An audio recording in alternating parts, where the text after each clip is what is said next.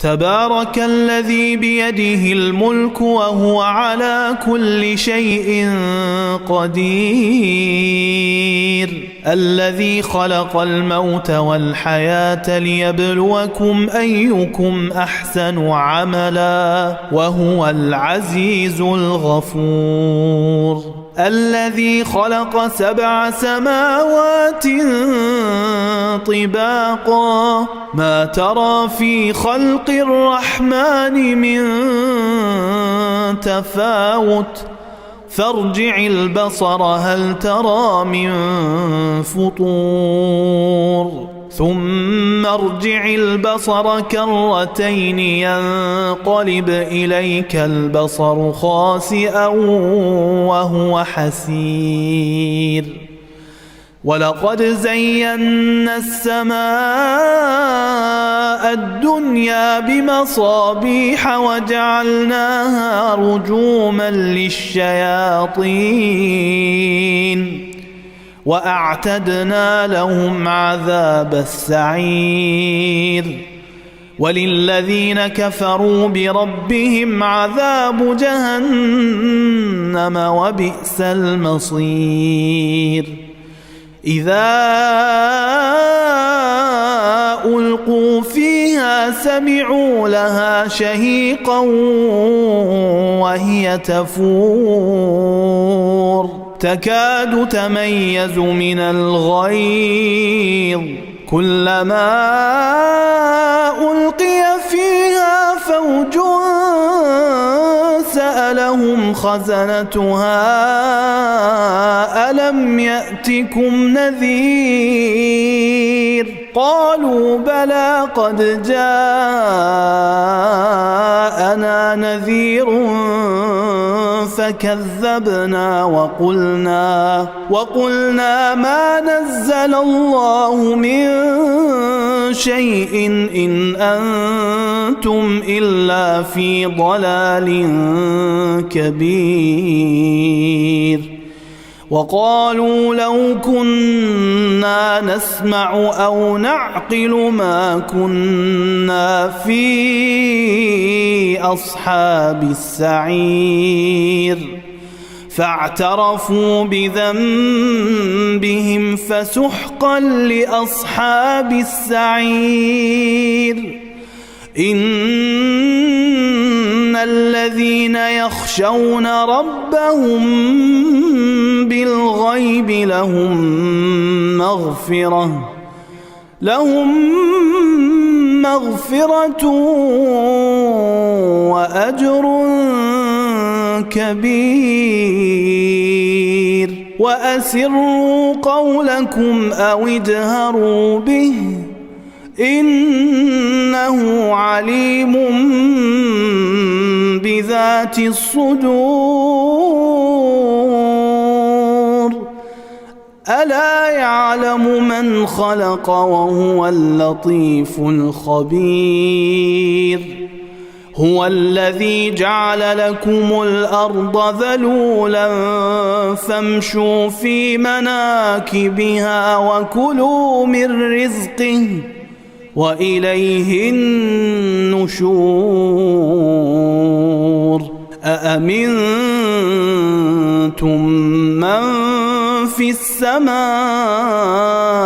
أن يخسف بكم الأرض فإذا هي تمور أم أمنتم من في السماء أن يرسل عليكم حاصبا فستعلمون كيف نذير ولقد كذب الذين من قبلهم فكيف كان نكير أولم يروا إلى الطير فوقهم صافات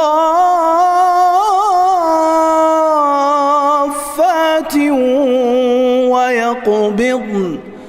ما يمسكهن إلا الرحمن إنه إنه بكل شيء بصير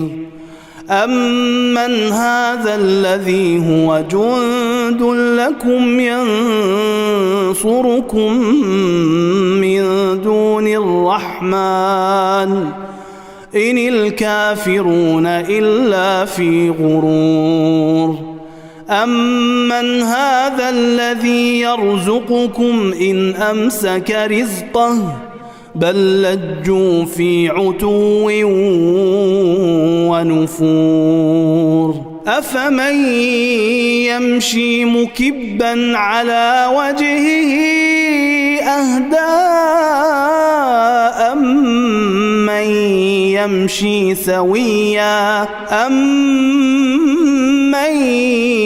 يمشي سويا على صراط مستقيم قل هو الذي أنشأكم وجعل لكم السمع والأبصار والأفئدة قليلا ما تشكرون قل هو الذي ذرأكم في الأرض وإليه تحشرون ويقولون متى هذا الوعد إن كنتم صادقين قل إنما العلم عند الله وإنما أنا نذير مبين فلما رأوه زلفة سيئت وجوه الذين كفروا وقيل هذا الذي كنتم به تدعون قل أرأيتم إن أهلكني الله ومن معي أو رحمنا فمن يجير الكافرين من عذاب أليم قل هو الرحمن آمنا